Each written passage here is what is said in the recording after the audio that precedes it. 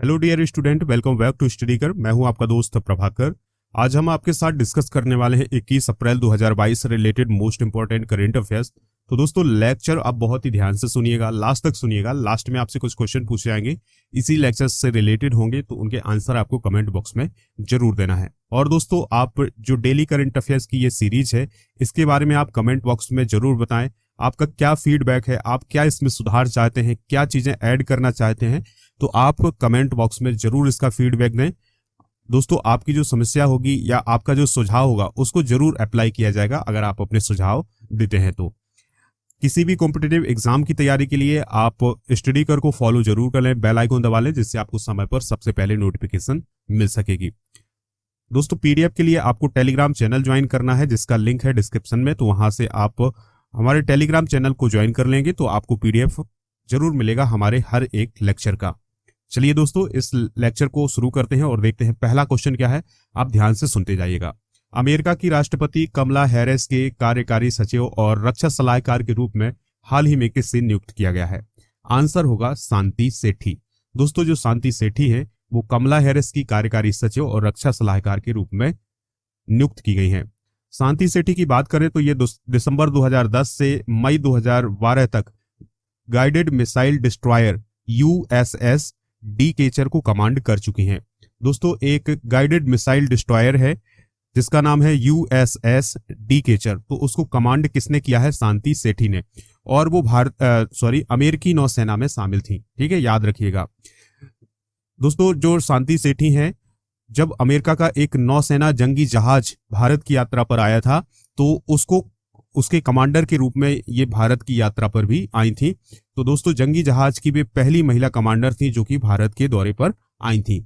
शांति सेठी ने अपने कार्यकाल में अमेरिकी युद्धपोतों की भी कमान संभाली थी। वे 1993 में अमेरिकी नौसेना में शामिल हुई थी। तो ये उपलब्धि है शांति सेठी के नाम। तो आप याद रखिएगा कि कमला हैरिस की कार्यकारी सचिव और रक्षा सलाहकार को नियुक्त की गई है शांति सेठी। अगला क्वेश्चन है, भारतीय वायुसेना यानी इंडियन एयरफोर्स ने 19 अप्रैल 2022 को सुखोई लड़ाकू विमान से किस मिसाइल का सफल परीक्षण किया है? इंपॉर्टेंट क्वेश्चन है दोस्तों। तो आंसर है इसका ब्रह्मोस मिसाइल। कौन सी मिसाइल? ब्रह्मोस मिसाइल। तो भारतीय वायुसेना ने 19 अप्रैल 2022 को सुखोई विमान से किस सुपरसोनिक क्रूज मिसाइल का सफल परीक्षण किया है? तो ब्रह्मोस सुपरसोनिक क्रूज मिसाइल का सफल परीक्षण किया है। केंद्र सरकार ने साल 2016 में ब्रह्मोस से हवा से मार करने में सक्षम संस्करण को 40 से अधिक सुखोई लड़ाकू विमानों को जोड़ने का निर्णय किया था। यानी 2016 में यह निर्णय लिया गया था कि सेना के लिए 40 से अधिक सुखोई लड़ाकू विमान जोड़े जाएंगे जो कि सुपरसोनिक मिसाइल को दागने में सक्षम होंगे। दोस्तों, ब्रह्मोस एरोस्पेस भारत और रूस के संयुक्त प्रयास से बनाई जाती है। यानी जो ब्रह्मोस मिसाइल है ये भारत और रूस के सहयोग से बनाई जाती है, इतना आप याद रखिएगा। चलिए दोस्तों, ब्रह्मोस मिसाइल की कुछ खासियत हम डिस्कस कर लेते हैं, तो आप ध्यान से सुनिएगा। इसका जो वजन है वो है 2200 से 3000 किलोग्राम के बीच में। इसकी लंबाई होती है 26 से 30 फीट के बीच में। रेंज होती है 290 किलोमीटर। कितनी होती है दोस्तों? 290 किलोमीटर। स्पीड कितनी होती है? 2500 किलोमीटर प्रति घंटा। अब आप इसकी स्पीड से अंदाजा लगा सकते हैं दोस्तों, इसकी स्पीड कितनी है? 2500 किलोमीटर प्रति घंटा। ब्रह्मोस एक क्रूज मिसाइल है, याद रखिएगा। ब्रह्मोस क्या है? एक क्रूज मिसाइल है और इसे भारत और रूस के संयुक्त प्रयास से बनाया जा रहा है। ब्रह्मोस को लेकर 1998 में भारत और रूस के बीच में एग्रीमेंट हुआ था। भारतीय सेना को 2007 में पहली ब्रह्मोस मिसाइल मिली थी। ये सभी पॉइंट आप नोट करते जाइएगा। फरवरी 2011 में इंडियन आर्मी ने 3000 करोड़ रुपए के ब्रह्मोस मिसाइल के ऑर्डर दिए थे। मार्च 2013 तक इंडियन नेवी और एयरफोर्स ने 6800 करोड़ रुपए के ब्रह्मोस ऑर्डर दिए हैं और ब्रह्मोस 2 का विकास जारी है। 1500 किलोमीटर तक होगी इसकी रेंज। यानी जो नई ब्रह्मोस 2 मिसाइल बन रही है उसकी जो रेंज है वो है 1500 किलोमीटर। अभी जो ब्रह्मोस मिसाइल है भारत के पास, उसकी जो मारक क्षमता है या जो रेंज है वो है 290 किलोमीटर। अगला प्रश्न है, India pulse and grains association के हाल ही में अध्यक्ष कौन नियुक्त किए गए हैं? यानी इंडिया पल्स और ग्रेन्स एसोसिएशन के अध्यक्ष कौन नियुक्त किए गए हैं? तो आंसर है इसका बिमल कोठारी। ठीक है दोस्तों, जो बिमल कोठारी हैं वो India pulse and grains association के अध्यक्ष नियुक्त किए गए हैं और उन्होंने किसकी जगह ली है, तो आंसर होगा इसका जीतू भेड़ा। दोस्तों जीतू भेड़ा की जगह उन्होंने अध्यक्ष पद की कमान संभाली है। एसोसिएशन के प्रमुख संस्थापक सदस्यों में से एक है कौन? विमल कोठारी। चलिए फ्रेंड्स, अगला प्रश्न डिस्कस करते हैं, ध्यान से सुनिएगा। किस राज्य के पूर्व में भारतीय सेना की त्रिशक्ति कोर द्वारा पूर्व कृपाण शक्ति का आयोजन किया गया? अब यहां पर आप कंफ्यूज मत होना, ये जो पूर्व कृपाण शक्ति है यह एक प्रकार का सैनिक अभ्यास है, ठीक है। तो ये अभ्यास कहां पर आयोजित किया गया है?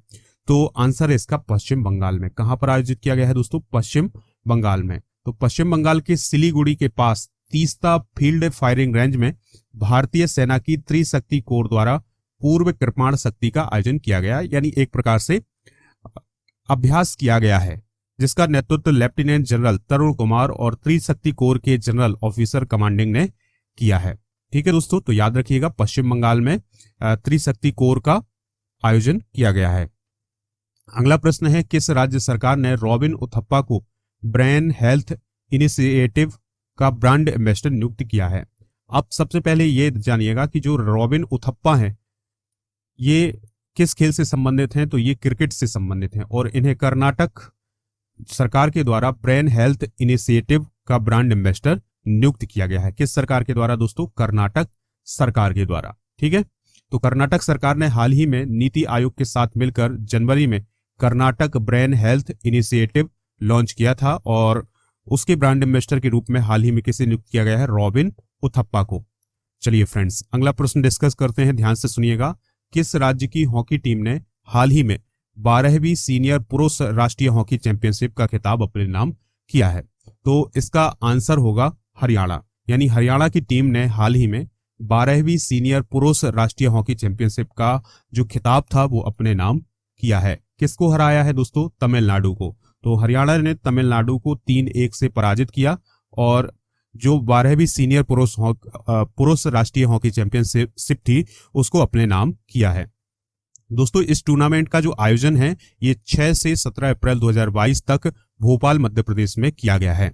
हरियाणा ने 2011 के बाद पहली बार ये ट्रॉफी जीती है, ठीक है दोस्तों। याद रखिएगा, कर्नाटक इसमें तीसरे नंबर पर रहा है और जो महाराष्ट्र था वो चौथे नंबर पर रहा है। पहले नंबर पर हरियाणा, दूसरे नंबर पर तमिलनाडु, तीसरे नंबर पर कर्नाटक और चौथे नंबर पर महाराष्ट्र रहा है। तो ये सभी पॉइंट भी आप नोट कर लेंगे। आज का आखिरी प्रश्न है, constitution a play for children on human rights नामक पुस्तक किसके द्वारा लिखी गई है? तो constitution a play for children on human rights नामक जो पुस्तक है ये किसके द्वारा लिखी गई है? आंसर इसका राजेश तलवार। किसके द्वारा दोस्तों? राजेश तलवार। तो राजेश तलवार के द्वारा constitution a play for children on human rights नामक पुस्तक लिखी गई है। यह पुस्तक भीमराव अंबेडकर के अपने बचपन की यादों पर आधारित है और यह एक प्रकार से जो भीमराव अंबेडकर थे उनके बचपन का एक नाटक है। तो याद रखिएगा कि जो